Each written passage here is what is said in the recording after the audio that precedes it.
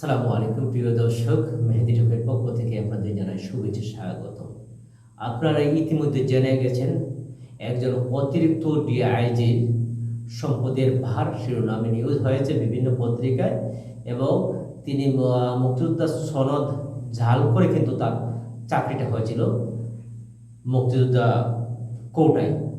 দর্শক, আমরা বিভিন্ন পত্রিকায় এবং অনলাইন মিডিয়ায় ভাইরাল হয়ে গেছে আসলে সংবাদটি। তো আমরা একটু দেখে নেই আসলে সেখানে কি আছে। তো দর্শক, আমরা একটু নিউজের দিকে একটু যাচ্ছি।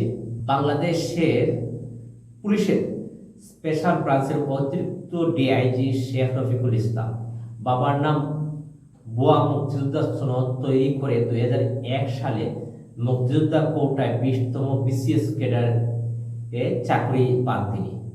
এএসপি থেকে কয়েক ধাপে পদোন্নতি পেয়ে এখন পুলিশের উচ্চ পদস্থ কর্মকর্তা হয়েছেন।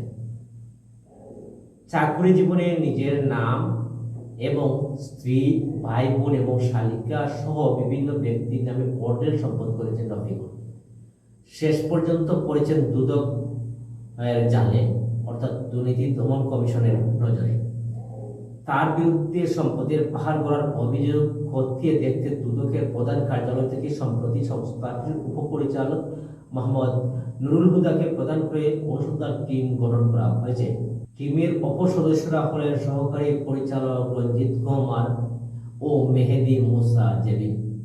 দর্শক, আসলে আমরা অনেকেই বুঝতে পারি না মুক্তিযোদ্ধা সনদ আর হবেই না কেন, যেহেতু আপনার কিছুদিন আগে যে জিনিসটা হয়েছে, কারিগরি শিক্ষা বোর্ডের চেয়ারম্যানের স্ত্রী গ্রেপ্তার ইতিমধ্যে হয়েছে, এবং জাল সনদের বিষয়।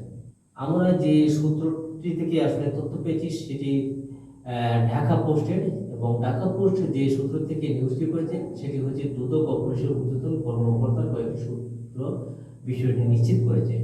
তো দর্শক, আসলে এই যে দুর্নীতি করে আপনি বড়লোক হবেন, আপনি অনেক টাকার পাহাড় যান, কিন্তু শেষ পর্যন্ত আপনার উপায়টা কি হবে? আপনি কি মনে করেন আপনি শেষ পর্যন্ত সারা জীবন, মানে পৃথিবী যতদিন বেঁচে আছে আপনি ততদিন বেঁচে থাকবেন? না, কখনো বেঁচে থাকবেন না। আপনাকে নির্দিষ্ট সময়ের জন্য এই পৃথিবীতে আসছেন, এবং নির্দিষ্ট সময়ের পরে কিন্তু চলে যেতে হবে। এই সময়ের মধ্যেই কিন্তু আপনি যা ভালো করবেন তা কালকে আমাদের পাবেন। দর্শক, আসলে দুর্নীতির রাজ্যে চলে এসেছে। যেহেতু একজন ডিআইজি, উনি যদি তার বাবার মুক্তিযোদ্ধা সনদ ভুয়া মুক্তিযোদ্ধা তৈরি করতে পারেন, তাহলে আমাদের এই বিষয়টা খুবই